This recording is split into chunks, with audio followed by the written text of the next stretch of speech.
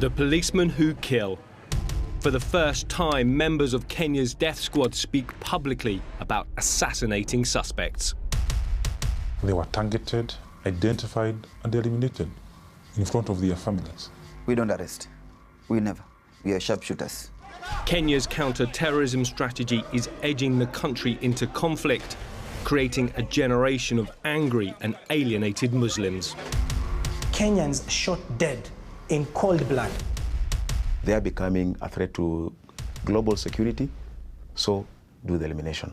Al Jazeera has been given confidential documents revealing the intelligence that drives this extrajudicial killing program.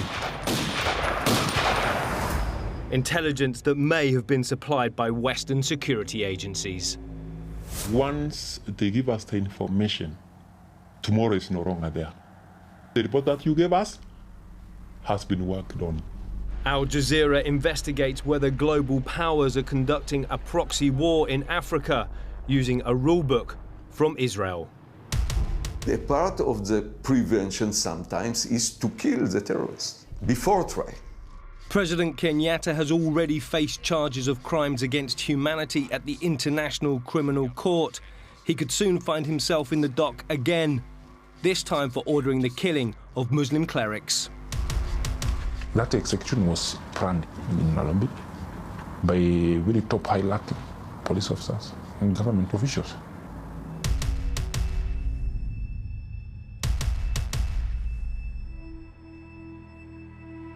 The work is very easy because we are always on a standby to get instruction. Go to A, B, C, D, hit A, B, C, D, and it's done. Period. And you get back. For years, Kenya has been rife with allegations of a secret government-run counter-terrorism program, one that targets suspected Muslim radicals. Al Jazeera's investigative unit has obtained exclusive access to the policemen who operate as government-sanctioned hitmen. Yeah, he's all right. Fearing that speaking to us could put their lives at risk, we agreed to conceal their identity. We verified each officer's role within Kenya's security apparatus. They belong to different units, but work together to carry out assassinations. The first officer is a member of the Anti-Terrorism Police Unit, or the ATPU. Their role is just to, we can say, preventing, and when need be, elimination of the bad guys. We will call him the cop. Next, an officer from a commando unit called Recce Company, part of the police's General Service Unit, or GSU. It is a paramilitary group. It has a special training on its own.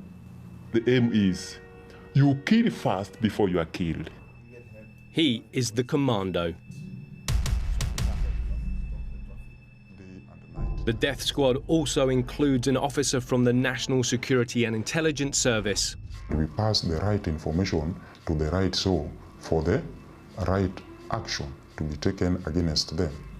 Do you believe that some of the intelligence that you and your officers may have gathered on high-profile people has led to them being eliminated? Yes, of course. We've done it, and that is why we are there. The NSIS plays a central role in planning anti-terror operations. We call him the spy. Finally, there's a member of the radiation unit, a rapid reaction team within the Kenyan police. I'm in radiation, and radiation, I think, is very dangerous. He is called the gunman. And what kind of specialist activities do the radiation unit do? Issue of eliminations happening here and there, in Mombasa, Muslims, radicals, and all that. We are an elimination program.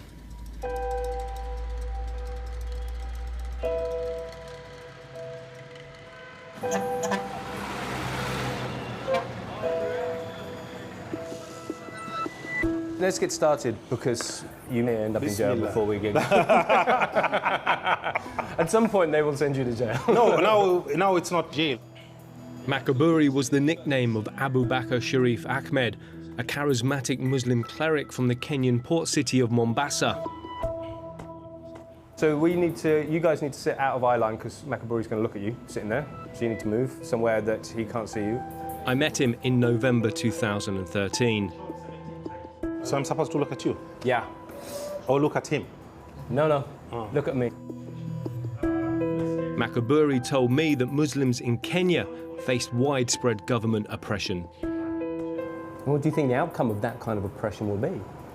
The migration of young men going to jihad, because they see it as a lack of law on their side. They cannot get justice, they get oppressed, they get killed, their sheikhs get killed, they cannot go to the government, it's the government which is doing it. Makaburi has appeared in court on numerous occasions, charged under Kenya's terrorism laws, but he was never convicted. How am I a terrorist? Who have I terrorized? That's why I'm in court now for 3 years and nothing has been proved against me. I'm the one who is being terrorized. My life is the one which is in danger. Any sheikh who talks about the Islamic religion as a whole, meaning including jihad, is killed in Kenya. These confidential reports obtained exclusively by Al Jazeera claim to show that Makaburi had extensive links to the Somali militant group Al-Shabaab and that he was planning and financing bombings in Kenya. But despite these alleged links, the authorities failed to produce enough evidence to convict him in court. Makaburi in Mombasa is a very dangerous person to our country. What do you do with such a person? Do you spare such a person because you are observing human rights? Makaburi was placed under surveillance. We move tactically to understand what is taking place on the ground. We collect this information, then we provide it to the right source for an action to be taken. When we receive the information that so and so is organizing a certain group who are likely to terrorize people, the first person to get rid of is the leader. Using the codename Chris for their target, they explained the intelligence needed before they could strike. You cannot just be told today, go and assassinate Chris. I don't know Chris. So number one, I have to be taken through. Who is this Chris? How often does he visit the supermarket? Does he come back after his duties and all that? What time does he arrive home? People known to the target can be used unwittingly as part of an operation. Sometimes we may use somebody to bring the person to a certain place where we can get this person, we eliminate, and then we... So you must understand who is this Chris first before Chris is assassinated. I'm very sorry to say that. Depending with the information that we have at that time, that's when we develop the idea whether we go to eliminate or to spare this person.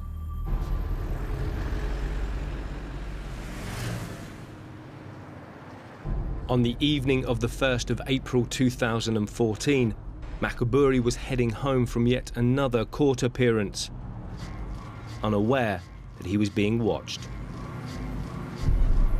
We have been told Makaburi is in Mombasa within such and such a mosque.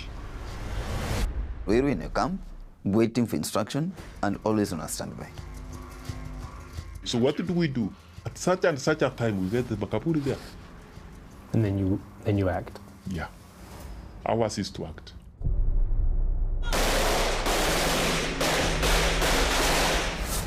Makaburi was shot as he left the courtroom. He became the third prominent Muslim cleric murdered in Kenya in the last 2 years. Every other time, these sheikhs are coming up and saying, we feel our life is threatened. And then the next day, puff, they're not there, and everything goes quiet. All were gunned down in front of witnesses, and all cases remain unsolved. When I met Makaburi 6 months before his death, He believed he already knew his fate and who would pull the trigger. The Recce Squad, which is a GSU squad in Nairobi. Those are the guys who are doing these killings all over Kenya. And they have been given immunity from persecution. So what they're doing is they're cleansing. Whoever is a potential threat should be killed.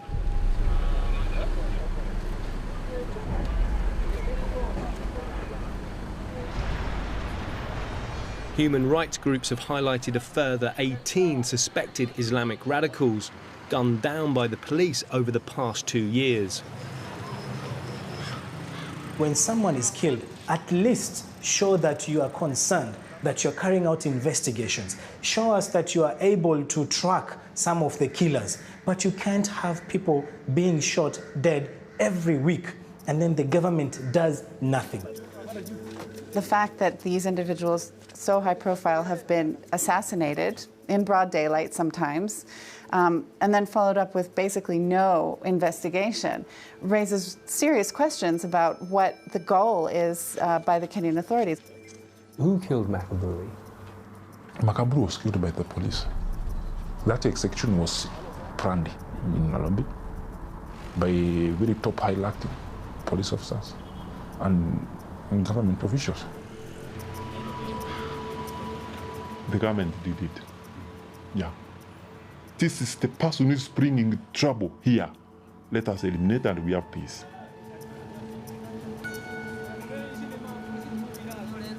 The Kenyan authorities clamped down on suspected Islamic militants as a reaction to events in nearby Somalia.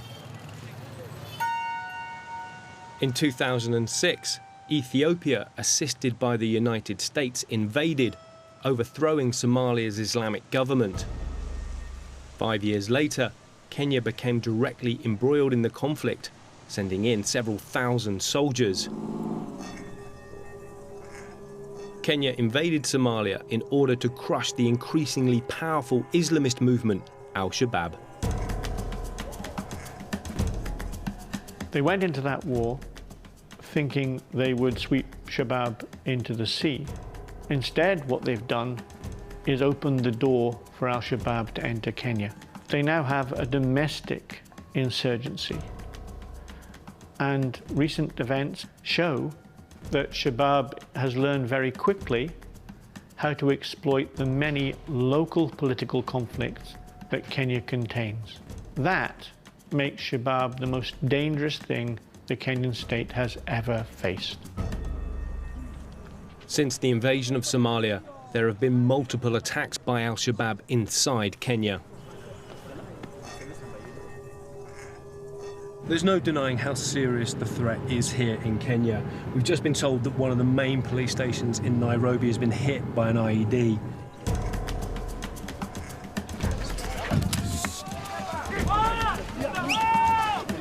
Move!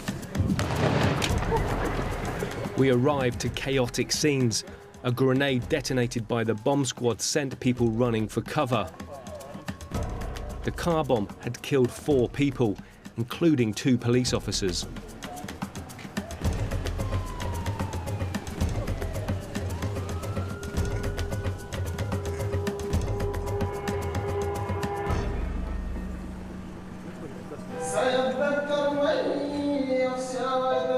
Muslims have been in East Africa for centuries and now make up at least 10% of Kenya's population. This is the Masjid Musa Mosque in Mombasa. The government claims the sermons here are encouraging violence against the Kenyan state.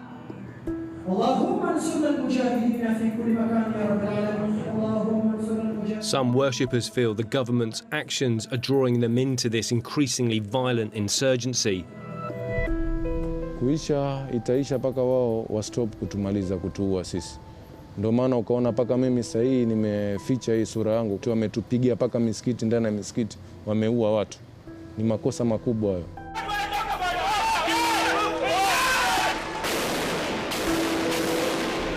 In February 2014, the mosque was raided by the police. By the time the operation was over, 8 people had died, Over 120 worshippers were arrested. Some have never been seen again. Even now, as we are speaking right now, their families don't know where they are. They are not in police cell, they are not in police custody, they are not in jails. But the last place they have seen was in a police vehicle. Where are they? Are they dead?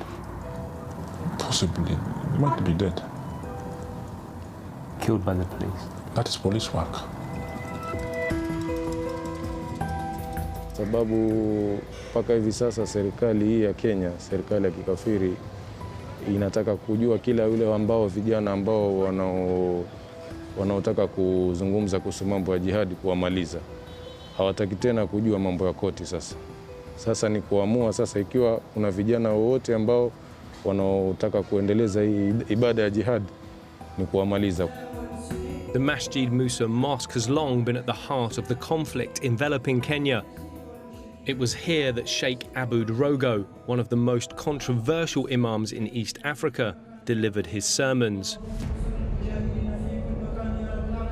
He taught that Muslims have a duty to help restore Islamic rule in Somalia. Na hakuna njia ya kufaulu isipokuwa ni njia ya silaha. Bila njia ya silaha hakuna kufaulu. Jeshi la Kenya ni makafiri, wameingia Somalia. Kwa hivyo Al-Shababu kujilinda si jihadi hiyo. Dini ni ile ya AK kuweka hapa begani. In 2012, Aboud Rogo was placed on the United Nations sanctions list for providing support to Al-Shabaab. The accusation surprised Rogo's family, who run a chicken farm outside Mombasa. Yeye mwenyewe pesa, yeye mwenye shida, maisha yake mwenyewe ni hivyo patapotea. Hana kwamba ni hata nishangaa nilivyosikia amewekewa sanction, nasema ana biashara gani, ana mali gani, hana bank account. Si kwa sababu alikuwa hawaridhiki na zile lecture zake akizitoa masjid. Police charged Aboud Rogo with possession of guns and ammunition and membership of Al-Shabaab. But despite being scrutinized by the world's security forces, there was insufficient evidence to convict him. You take him to court, then you find that the next day he has been bailed out. You arrest him another time, take him to court, acquittal. So just that elimination method. If the law cannot work, there is another option. Which is? Eliminate it.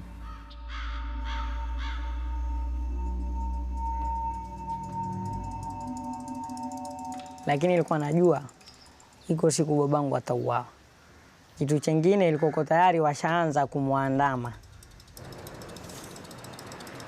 One morning in August 2012, 7 months after walking free from court, Aboud Rogo was driving his wife to hospital.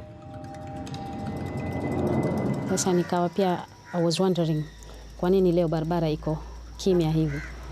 Hata sijazungumza kitu. Nikasikia kama burst ya tire. The vehicle that the Sheikh was in was isolated from the rest. Zinaendelea ile sauti za bullets, ikaja kama flames. Nikainua miguu yangu juu kuona kama moto unawaka, ndio nikakuwa hit hapa. Kaa napiga kelele za kuomba Mungu, na bado zile zinatushambulia. All the shots that were fired were on target.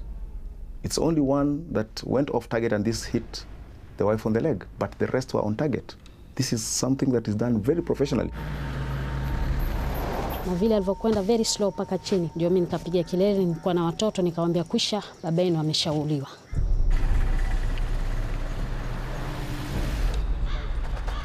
We don't arrest. We never. In Red Company, we are sharpshooters. And why should a sharpshooter be taken to arrest? So the orders are very clear then? Yeah. To eliminate? Red Company is a sharpshooter, and the sharpshooter is always on target. According to the officers we spoke to, the order to assassinate Muslim clerics comes from a powerful body at the heart of the Kenyan government, the National Security Council. It comprises of President, Deputy President, Chief of the Defense Forces, Inspector General of Police, NSIS Director, the Cabinet Secretary of Interior and the Principal Secretary, Interior. Any decision is made within that club of people. President Uhuru Kenyatta and other members of the National Security Council have categorically denied the existence of an extrajudicial killing program. President Kenyatta has also faced questions at the International Criminal Court, accused of involvement in the deaths of hundreds of political rivals. The case was dropped because the Kenyan government refused to hand over vital evidence. He and other senior Kenyan ministers refused to answer our questions. Instead, we put the allegations directly to the Kenyan police. To my knowledge, I don't think that there is any program in the National Police Service which deals with elimination. What is your response when people say that the government are behind those killings? These are issues which are under investigations. Can you at least deny that it was the Kenyan government's involvement? No, I can't comment on that because at my level, there are things which I cannot come out and speak because I don't speak on behalf of everybody. I speak on behalf of the National Police Service. But these accusations are against the police. Why can't you comment or at least deny that? Suffices to be left at that so that we don't go there. Why? That's, I think, is more on me than on the institution I speak for. Were you on any of the operations to kill any of those high-profile imams in Mombasa? Yeah. But I can't disclose now. When the authorities say to me that they played no part in the killing of high-profile imams, are they lying? They're lying. I can tell you that they are lying. We've spoken to officers, though, who say that their units were involved in the elimination of those imams. Well, I won't comment. Respectfully, let me not comment on that. So the position of the Kenyan government to serious accusations of illegality, extrajudicial killings, is no comment. Is that what you're saying? No, I'm not saying that. What is the response of the Kenyan government then? Well. As I said earlier, allow me not to go into that. With the greatest respect, I can't allow you not to go into that because that is your job. I spoke to a serving GSU officer from the radiation unit. Makuburi was eliminated. We were ordered by the government. I can't... I have another ATP officer, Makuburi, killed by the police. It was planned in Nairobi by high-ranking officials. Can you at least deny that that's true? No, I cannot deny or I cannot agree to that. Coming up, the complicity of the Western governments that train and support the death squads. Their failure to act is allowing state violence to spread through Kenyan life.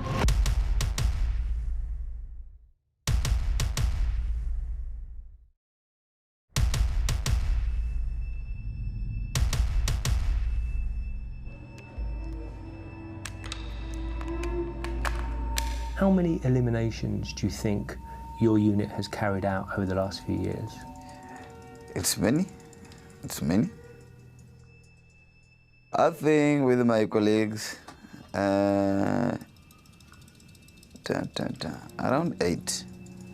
But it's not even a subject to address. Since I was employed, I've killed over 50. And does that make you proud? Definitely, I do become proud because I've eliminated some problems.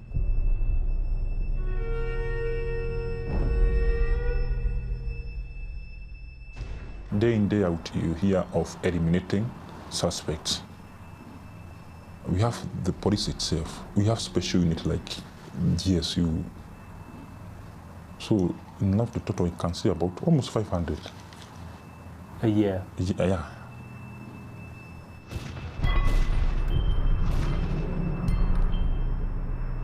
Extrajudicial killings have been happening at an alarming rate. People have now considered them as just any other act. They've become so normal, or so to speak, such that the government does not feel in any way that this is something we need to address. We know for a fact because we see those killings happening within our communities almost on a daily basis.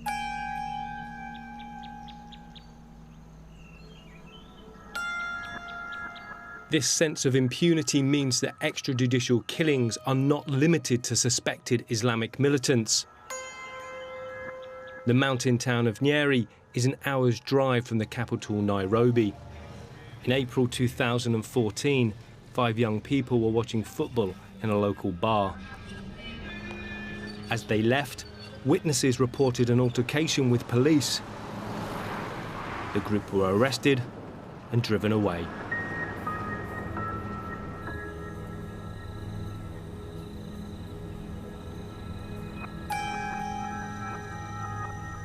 Saa 12 hapo jirani yangu nikasikia redio ikatangaza kuna msichana kuna watu walipatikana, msichana akiwa hata na matope kama amewekwa juu ya miti. Mimi mara moja nikasikia mwili yangu imekatika.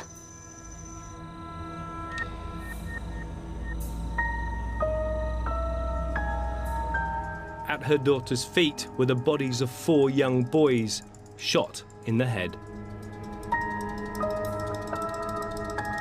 Wangu alikuwa na alama hapa, ilikuwa aud hapa na ingine hapa, zilikuwa 2 hapa na hapa.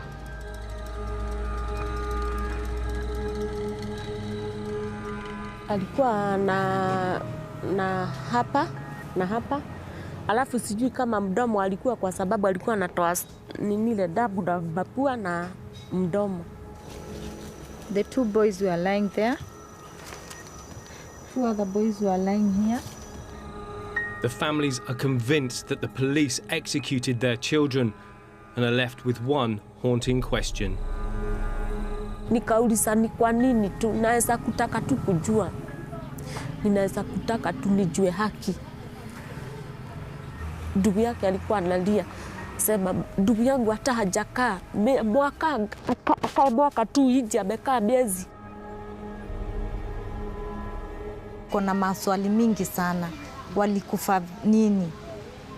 Au watoto walikufa nini? They were taken from a club. My research has indicated that they actually were taken to a police station and then not booked in, taken to a forest and shot dead. The police had a great liking of the forests. They would often take people out there in order to shoot them. Philip Alston is the author of a United Nations report on extrajudicial killings in Kenya. It followed hundreds of deaths after the elections in 2007. His investigation delivered a damning indictment of the Kenyan police. They were not what one might call discriminating.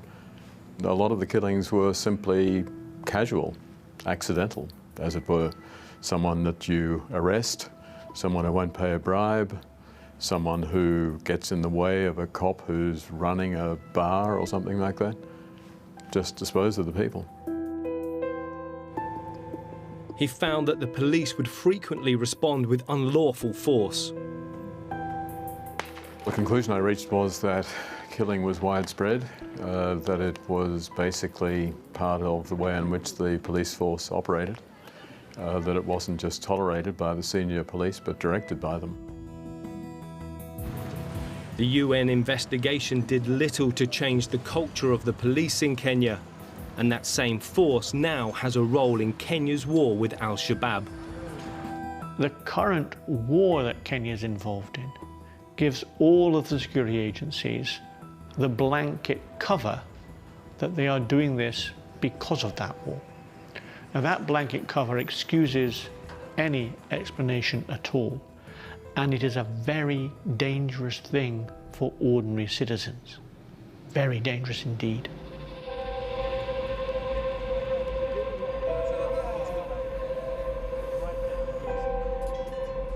A fortnight after the killings of the 5 young people in Nyeri, security sources claimed in the media that the victims had links to the Somali militant group Al-Shabaab. I don't think anajua mambo ya Al-Shabaab. Aliwahi enda Somali? Hapana, hajawahi enda. Amekaa huku miaka yote. That is a scapegoat to those who did the action.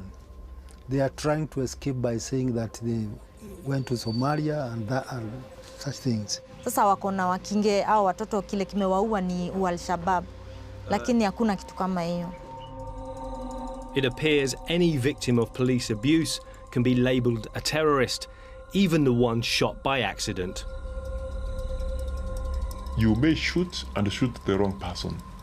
Do you wait to be taken to court to be jailed? Okay, you never wanted to kill that person, but accidentally you have done it. What are you going to do? The person is gone. You will not bring him back. Do you plant evidence sometimes? Yeah. Some do place some kind of evidence by placing some pistols, guns beside them once they have been killed.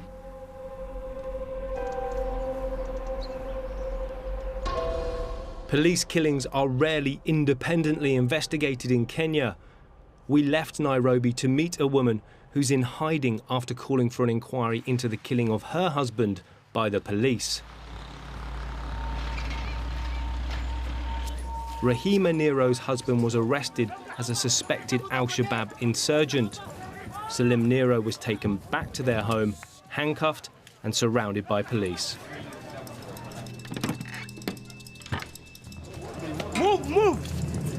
Akaingia na polisi ndani, wakaanza kunipiga, wakanipiga mpaka nikafura upande huu. Walipomaliza hapo, wakanichukua na mtoto wangu, wakaniambia nikae sitting.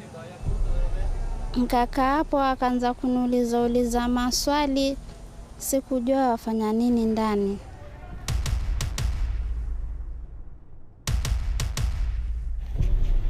Walipomaliza hapo, nikasikia milio ya risasi ndani. Walipomua, wakaniambia tu ndio kaone mume wako tumuua.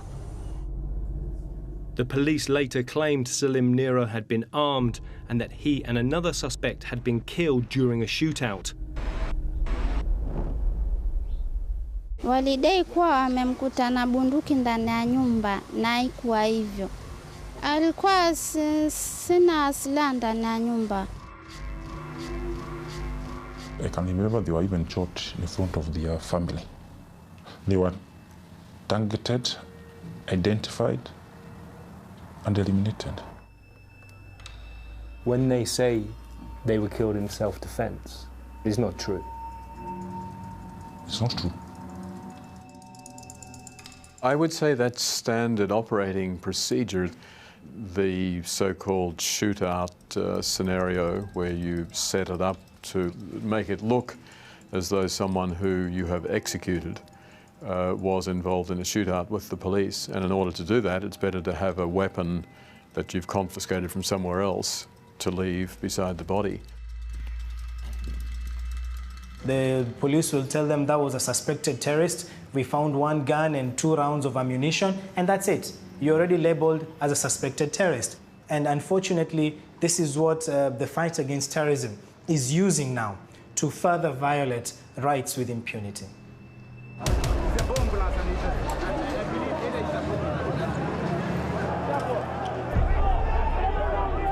In 1998, 224 people were killed after a bomb destroyed the US embassy in Kenya. A simultaneous attack on the US facility in Tanzania killed a further 10. For the first time, the world heard the names Al-Qaeda and Osama bin Laden. Since then, there has been a close relationship between Kenya and the West's global war on terror. Western countries have provided Kenya with hundreds of millions of dollars in counter-terrorism training and equipment. Since 2009, the US alone has provided over $125 million. Britain, the former colonial power, continues to aid the police using a portion of its £30 million overseas counter-terrorism budget. We've seen them quite recently providing equipment. They have provided vehicles. We've seen them provided firearms, tactical firearms, and we've seen them even providing boats for the Border Patrol unit. The death squads we spoke to had all received specialist military training from British officers. Normally it takes 3 months. Once they have trained us, they take us to the field where we do practical work. It's the kind of movement you do make when you are at war.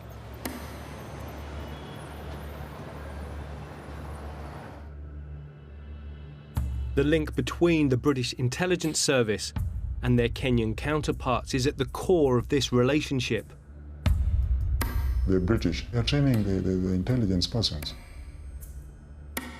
We are getting very good training on how to conduct what we call the surveillance. So we are getting very, very advanced ways of getting information. If we get any person in Kenya that is a threat to the security of the UK, then we need to pass over this information to the MI5 so that MI5 can come in and actually utilize that intelligence. Israel also has strong intelligence links to Kenya. We have been leaked confidential police documents appearing to show Israeli intelligence that highlights threats to their interests in Kenya. Information like this is allowing Israel to exert growing influence over Kenya's counter-terrorism strategy.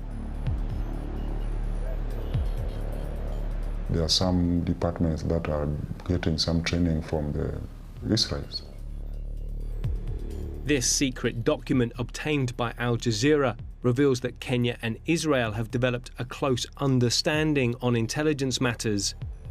Israel's foreign intelligence service Mossad is allowed to run safe houses and its own operations in the country, and in return, Israeli agents have exposed the activities of foreign intelligence networks to the Kenyans. Initially, we had Britain. The Israelites came in, but there was some kind of argument. They wanted to have GSU as a unit under the Israelites, but the British denied. However, the government is doing that secretly. In terms of training, the GSU long ago moved away from predominantly British training towards Israeli training. Police have a sense, I think, that the Israelis understand their problems better than the Brits and other Europeans do, in the sense that the Israelis are themselves fighting an internal counterinsurgency. They understand what might be needed in such a war, and their attitude towards what you have to do is far more permissive and perhaps less rules-bound than are some others.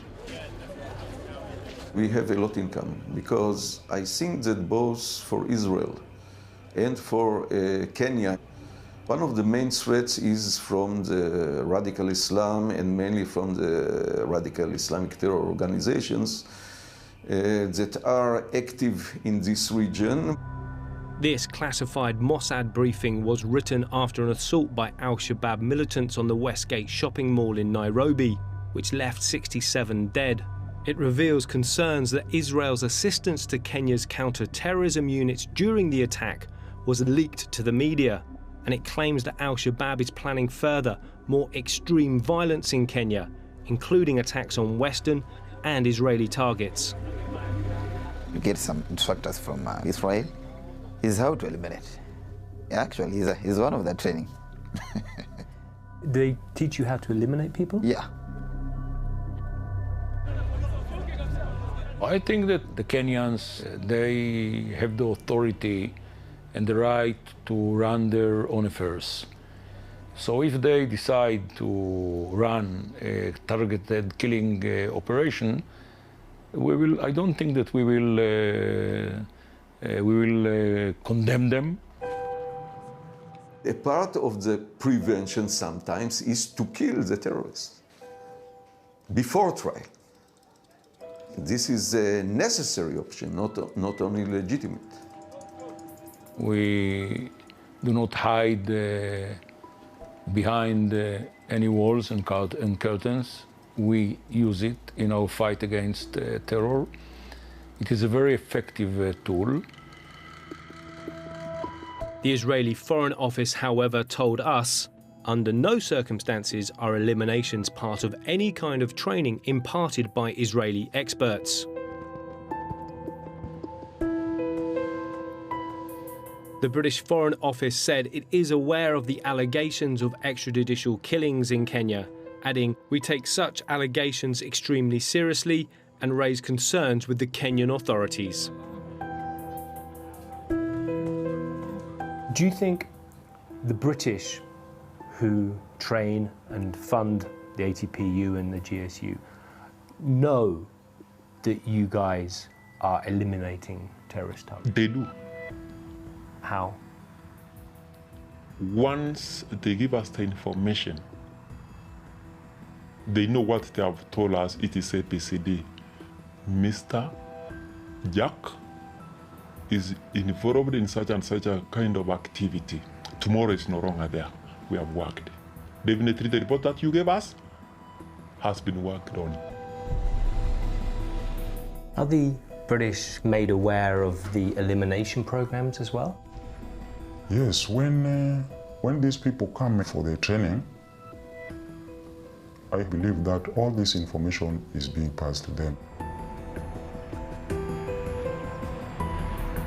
Donors who are involved in supporting and providing equipment are also apparently not overseeing these operations properly, because again and again and again we are raising instances of serious abuses that would not be acceptable anywhere else.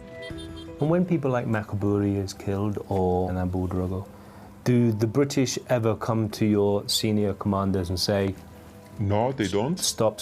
Once they give you the training, that is all. They go back to their country and they leave us to do our work.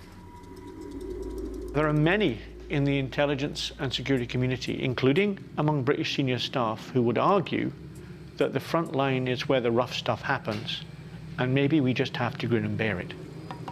The balance of security and foreign policy interests are such that Kenya is still viewed as a necessary ally in this region. And until that changes, we're going to have to swallow this stuff for the foreseeable future. But could Western governments be held legally responsible for the actions of the men they trained? The first person to get rid of is the leader. We showed our interviews to the head of the International Bar Association. Sometimes whether we go to eliminate or to spare this person. It's clear, based on these interviews, that there's at least prima facie evidence to suggest that these third-party countries are involved, and therefore they all have a responsibility to investigate. They are training the intelligence persons. Members of the British government could even face charges at the International Criminal Court in The Hague. I think absolutely could be a criminal investigation, because if there are individuals that are found to be not just training, but are actually found to have been directing, supervising, targeting individuals that in turn would be targeted in a killing, then there is a criminal responsibility. We do share all this information. I don't want to be very specific, but the government did it. If they're arguing that perhaps they didn't know, they didn't have reason to know that these crimes were being committed, they now know. After seeing our evidence, he believes that Western countries should reconsider their support of Kenya's police force. We should stop providing any type of assistance or training to police units in Kenya until there's a clear change, a paradigm shift, if you will, in how the Kenyan authorities deal with suspects and with individuals that they consider to be dangerous to the state, and that does not include target killings.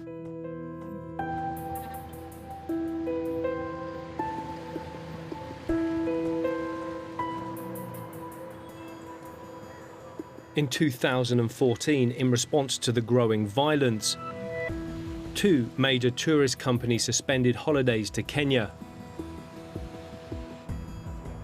Despite the continuing loss of life and economic impact, there appears to be no change in strategy, either by the Kenyan government or the Western countries that support them. I think we are not going to see an end of this.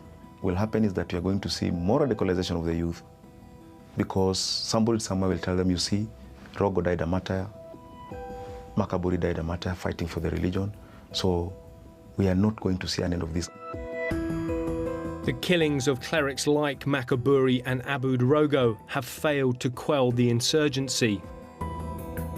Waislamu hapa Kenya sisi tunadhalilishwa, tunauliwa, mashehe zetu wanauliwa, ndugu zetu mashababu ambao ni vijana wanauliwa. Sisi tukipata silaha tutapambana na wao kama vile wao wanavyotufanyia. Do you actually believe that by eliminating these people, you are making this country safer? And the answer obviously is no. Terrorists want exactly that Kenyans are shot dead in cold blood. Another generation could already be in the sights of the Kenyan authorities. The killing of Sheikh Abu Rogo was one of the first carried out by the Kenyan death squads. His son could be the next. Naamini hata kama si leo si miaka hii, lakini najua iko siku. Actually, like that boy now, I'm sure he's on the spot. He may be in danger.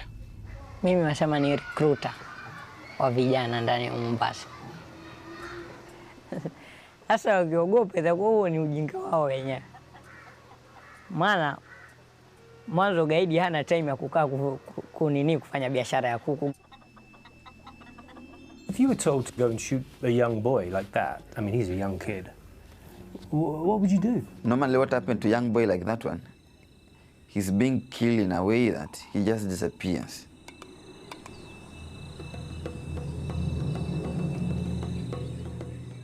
He can be killed and thrown in the next forest. Will be eaten and forgotten.